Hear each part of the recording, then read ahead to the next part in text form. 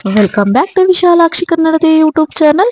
ಬೆಳ್ಳಿ ಪರದೆ ಮೇಲೆ ಕಾಣಿಸಿಕೊಳ್ಳಬೇಕು ಎಂಬುದು ಎಷ್ಟೋ ಯುವಕ ಯುವತಿಯರ ಕನಸಾಗಿರುತ್ತದೆ. ಆದರೆ ಎಲ್ಲರಿಗೂ ಅವಕಾಶ ಸಿಗುವುದಿಲ್ಲ. ಅದಕ್ಕೆ ಅವರದೇ ಆದ ಪರಿಶ್ರಮ, ನಟನಾ ಕೌಶಲ್ಯವಿರಬೇಕಾಗುತ್ತದೆ. ಎಲ್ಲಿಂದಲೋ ವೃತ್ತಿ ಆರಂಭಿಸಿ ಸಣ್ಣ ಪಾತ್ರದಿಂದ ಪರದೆ ಮೇಲೆ ಕಾಣಿಸಿಕೊಂಡು ಇಂದು ಭಾರತೀಯ ಚಿತ್ರರಂಗದಲ್ಲಿ ದೊಡ್ಡ ಸ್ಟಾರ್ ಆಗಿ ಬೆಳೆದು ಜನರ ಮೆಚ್ಚುಗೆ ಗಳಿಸಿದವರು ಹಲವರು. ಕನ್ನಡ ಚಿತ್ರರಂಗದಲ್ಲೂ ಅಂತಹವರು ಅನೇಕರಿದ್ದಾರೆ. ಅವರ ಬಗ್ಗೆ ನೋಡೋದಾದ್ರೆ, ರಾಕಿಂಗ್ ಸ್ಟಾರ್ ಎಂದೇ ಖ್ಯಾತಿ ಪಡೆದ ಯಶ್ ಬಣ್ಣದ ಲೋಕಕ್ಕೆ ಕಾಲಿಟ್ಟಿದ್ದು ಧಾರಾವಾಹಿ ಮೂಲಕ. ಈ ಟಿವಿ ಕನ್ನಡ ವಾಹಿನಿಯಲ್ಲಿ ಪ್ರಸಾರವಾಗುತ್ತಿದ್ದ ಅಶೋಕ್ ಕಶ್ಯಪ್ ನಿರ್ದೇಶನದ ಗೋಕುಲ ಧಾರಾವಾಹಿಯಲ್ಲಿ ಮೊದಲಿಗೆ ನಟಿಸಿದರು. ನಂತರ ಮಳೆಬಿಲ್ಲು ಮತ್ತು ಪ್ರೀತಿ ಇಲ್ಲದ ಮೇಲೆ ಧಾರಾವಾಹಿಗಳಲ್ಲೂ ನಟಿಸಿದ್ದಾರೆ. ಜಂಬದ ಹುಡುಗಿ ಸಿನಿಮಾದಲ್ಲಿ ಸಣ್ಣ ಪಾತ್ರದಲ್ಲಿ ನಟಿಸಿದ ಯಶ್ ಮೊಗ್ಗಿನ ಮನಸ್ಸು ಸಿನಿಮಾದಲ್ಲಿ ನಾಯಕ ನಟನಾಗಿ ರಾಧಿಕಾ ಪಂಡಿತ್ ಜೊತೆಗೆ ಚಿತ್ರರಂಗವನ್ನು ಪ್ರವೇಶಿಸಿದರು. ಇಂದು ಪ್ಯಾನ್ ಇಂಡಿಯಾ ಸಿನಿಮಾಗಳಲ್ಲಿ ನಟಿಸುತ್ತಿದ್ದಾರೆ. ಕನ್ನಡದ ಪ್ರಮುಖ ಸಿನಿಮಾಗಳಾದ ರಾಜಾ ಹುಲಿ, ಕಿರಾತಕ, ಕೆಜಿಎಫ್, ಡ್ರಾಮಾ, ಗೂಗ್ಲಿ ಸೇರಿದಂತೆ ಇತರೆ ಸಿನಿಮಾಗಳಲ್ಲಿ ನಟಿಸಿದ್ದಾರೆ. ಸದ್ಯ ಬಹು ನಿರೀಕ್ಷಿತ ಸಿನಿಮಾ ಟಾಕ್ಸಿಕ್ ಬಿಡುಗಡೆಗೆ ಸಿದ್ಧವಾಗಿದೆ. ಇನ್ನು ರೊಮ್ಯಾಂಟಿಕ್ ಸಿನಿಮಾಗಳ ಮೂಲಕ ಜನರ ಗಮನ ಸೆಳೆದ ಗೋಲ್ಡನ್ ಸ್ಟಾರ್ ಗಣೇಶ್ ಮೊದಲು ನಿರೂಪಕರಾಗಿ ಕೆಲಸ ಮಾಡುತ್ತಿದ್ದರು. ಉದಯ ಟಿವಿಯಲ್ಲಿ ಪ್ರಸಾರವಾಗುತ್ತಿದ್ದ ಕಾಮಿಡಿ ಟೈಮ್ ಎಂಬ ಟಾಕ್ ಶೋ ಕಾರ್ಯಕ್ರಮ ನಡೆಸಿಕೊಡುತ್ತಿದ್ದರು. 2002ರಲ್ಲಿ ಟಪೋರಿ ಚಿತ್ರದಲ್ಲಿ ಖಳನಾಯಕನ ಪಾತ್ರದಲ್ಲಿ ನಟಿಸುವ ಮೂಲಕ ಸಿನಿಮಾಗೆ ಬಂದರು. ನಾಯಕ ನಟನಾಗಿ 2006ರಲ್ಲಿ ತೆರೆಕಂಡ ಚೆಲ್ಲಾಟ ಚಿತ್ರದಲ್ಲಿ ನಟಿಸಿದ್ದಾರೆ. ಬಳಿಕ ಮುಂಗಾರು ಮಳೆ ಸಿನಿಮಾದ ಮೂಲಕ ಖ್ಯಾತಿ ಗಳಿಸಿದರು.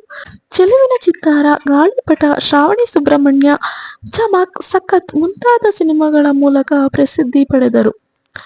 ಇನ್ನು ಪ್ರಸ್ತುತ ಹಿಂದಿಯ ನಟಿಯಾಗಿರುವ ದೀಪಿಕಾ ಪಡುಕೋಣೆ ತಮ್ಮ ಸಿನಿ ಪಯಣವನ್ನು ಆರಂಭಿಸಿದ್ದು ಕನ್ನಡ ಚಿತ್ರರಂಗದ ಮೂಲಕ ಎಂಬುದು ವಿಶೇಷ.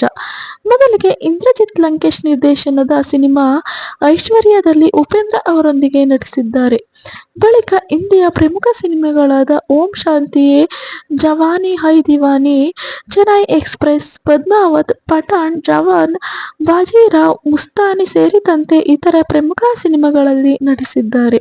ಇನ್ನು ಅಭಿಮಾನಿಗಳು ಡಿ ಬಾಸ್ ಎಂದೇ ಕರೆಯುವ ದರ್ಶನ್ ಕೂಡ ಕನ್ನಡದ ಪ್ರಮುಖ ನಟರಲ್ಲಿ ಒಬ್ಬರಾಗಿದ್ದಾರೆ. ಚಾಲೆಂಜಿಂಗ್ ಸ್ಟಾರ್ ದರ್ಶನ್ 50ಕ್ಕೂ ಹೆಚ್ಚು ಸಿನಿಮಾಗಳಲ್ಲಿ ನಟಿಸಿದ್ದಾರೆ. 1990ರ ದಶಕದಲ್ಲಿ ದೇವರ ಮಗ, ಎಲ್ಲರ ಮನೆ ದೋಸೇನು, ಭೂತಯ್ಯನ ಮಕ್ಕಳು ಇತರೆ ಸಿನಿಮಾಗಳಲ್ಲಿ ಸಣ್ಣ ಪಾತ್ರಗಳಲ್ಲಿ ಕಾಣಿಸಿಕೊಂಡರು. ಮೆಜೆಸ್ಟಿಕ್ ಚಿತ್ರದ ಮೂಲಕ ನಾಯಕ ನಟನಾಗಿ ಚಿತ್ರರಂಗ ಪ್ರವೇಶಿಸಿದರು.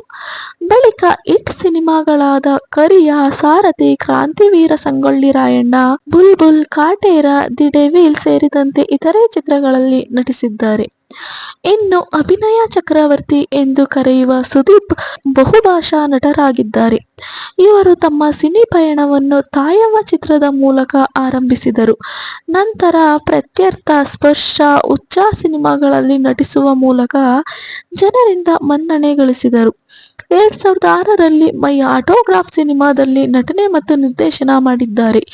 ಕಿಚ್ಚ, ಸ್ವಾತಿ ಮುತ್ತು, ರಂಗ ಎಸ್ಎಸ್ಎಲ್ಸಿ, ನಲ್ಲ, ಪೈಲ್ವಾನ್, ವಿಕ್ರಾಂತ್ ರೋಣ, ಕಬ್ಜಾ, ಮ್ಯಾಕ್ಸ್ ಸೇರಿದಂತೆ ಇತರೆ ಚಿತ್ರಗಳಲ್ಲಿ ನಟಿಸಿದ್ದಾರೆ. ಇನ್ನು ಡಿಂಪಲ್ ಕ್ವೀನ್ ರಚಿತಾ ರಾಮ್ ಮೊದಲಿಗೆ ಭರತನಾಟ್ಯ ಕಲಾವಿದೆಯಾಗಿ 50ಕ್ಕೂ ಹೆಚ್ಚು ಪ್ರದರ್ಶನ ನೀಡಿದ್ದಾರೆ. ಅರಸೆ ಎಂಬ ಧಾರಾವಾಹಿಯ ಮೂಲ ಟಿವಿ ಪರದೆ ಮೇಲೆ ಕಾಣಿಸಿಕೊಂಡರು. ನಂತರ ದರ್ಶನ್ ಜೊತೆಗೆ ನಟಿಸಿದ ಬುಲ್ಬುಲ್ ಸಿನಿಮಾ ಮೂಲಕ ಖ್ಯಾತಿ ಪಡೆದರು. ರನ್ನ, ರಥಾವರ, ಚಕ್ರವ್ಯೂಹ, ಜಗ್ಗುದಾದ, ಮುಕುಂದ ಮುರಾರಿ ಇತರೆ ಸಿನಿಮಾಗಳಲ್ಲಿ ನಟಿಸಿದ್ದಾರೆ. ಇನ್ನು ನೋಡೋದಾದ್ರೆ ದುನಿಯಾ ವಿಜಯ್ ಮೊದಲು ಚಿಕ್ಕ ಪಾತ್ರ ಹಾಗೂ ಸ್ಟಂಟ್ಗಳಲ್ಲಿ ಕಾಣಿಸಿಕೊಳ್ಳುತ್ತಿದ್ದರು. ಸುದೀಪ್ ಅವರ ರಂಗ ಎಸ್ಎಸ್ಎಲ್ಸಿ ಸಿನಿಮಾದಲ್ಲಿ ನಟಿಸುವ ಮೂಲಕ ಚಿತ್ರರಂಗಕ್ಕೆ ಪ್ರವೇಶಿಸಿದರು. 2007ರಲ್ಲಿ ದುನಿಯಾ ಸಿನಿಮಾ ಮೂಲಕ ನಾಯಕ ನಟನಾಗಿ ವೃತ್ತಿ ಜೀವನವನ್ನು ಆರಂಭಿಸಿದರು. ಮುಖ್ಯವಾಗಿ ಸಲಗ, ಭೀಮಾ, ಸಿಂಹಾದ್ರಿ, ಜಾಕ್ಸನ್ ಸೇರಿದಂತೆ ಮುಂತಾದ ಚಿತ್ರಗಳಲ್ಲಿ ನಟಿಸಿದ್ದಾರೆ. ಇನ್ನು ಕೃಷ್ಣ ರುಕ್ಮಿಣಿ ಧಾರಾವಾಹಿ ಮೂಲಕ ಕಿರಿತೆರೆಗೆ ಪಾದಾರ್ಪಣೆ ಮಾಡಿದ ಡಾರ್ಲಿಂಗ್ ಕೃಷ್ಣ ಮೊದಲಿಗೆ ಮದರಂಗಿ ಸಿನಿಮಾದಲ್ಲಿ ನಾಯಕ ನಟನಾಗಿ ನಟಿಸಿದ್ದಾರೆ.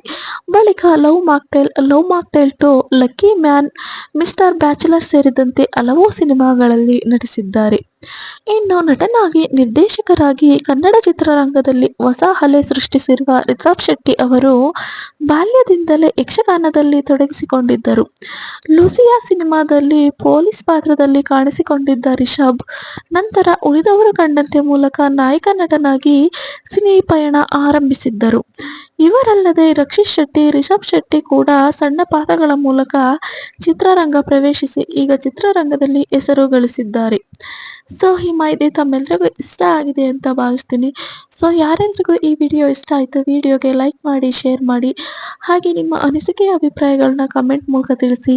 ಮತ್ತು ಇನ್ನು ಯಾರು ವಿಶಾಲಾಕ್ಷಿ ಕನ್ನಡದ ಯೂಟ್ಯೂಬ್ ಚಾನಲ್ನ ಸಬ್ಸ್ಕ್ರೈಬ್ ಮಾಡ್ಕೊಂಡಿಲ್ಲ, ದಯವಿಟ್ಟು ಚಾನಲ್ನ ಸಬ್ಸ್ಕ್ರೈಬ್ ಮಾಡ್ಕೊಳ್ಳಿ ಅಂತ ಹೇಳ್ತಾ ವಿಡಿಯೋನ ಎಂಡ್ ಮಾಡ್ತಾ ಇದ್ದೀನಿ. Thank you.